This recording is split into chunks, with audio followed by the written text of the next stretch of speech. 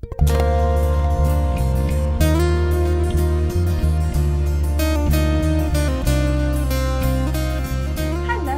what I'm going to show you today is how I pot up my aubergines. I have done a load of them. I've done all but one because obviously I wanted to show you how to do that. Now this one I have done here, hopefully you can see that. I had two varieties of aubergines this year. One variety was called Rosa Bianca and the other variety were Spanish ones. The Spanish ones decided to not germinate at all, but that's fine because I've actually had that packet for quite a while, so I think the seeds were just a little bit old.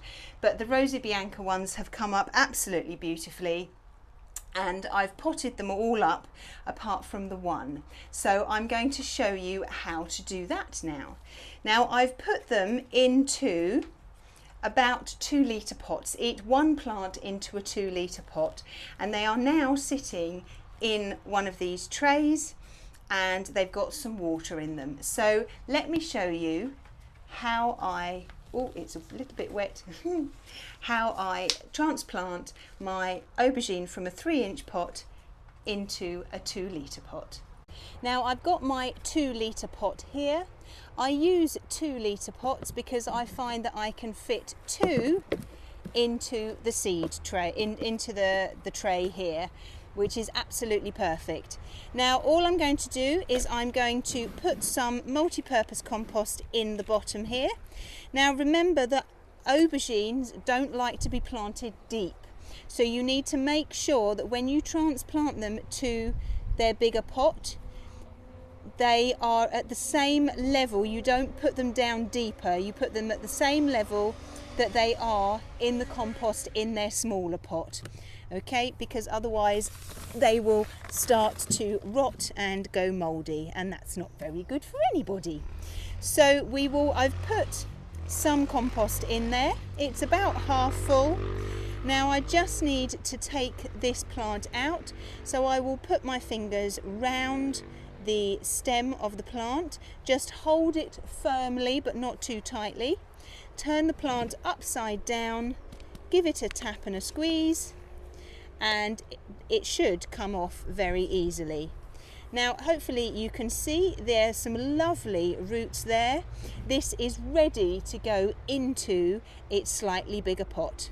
So just put it in the middle of the pot, making sure that the level of compost that it's in at the moment is at the same level or just slightly under the lip of the pot, the bigger pot that it's going in. And all we're going to do is we're going to just fill in round those gaps round the outside, and then when we filled in those gaps, we'll gently give it a pat down.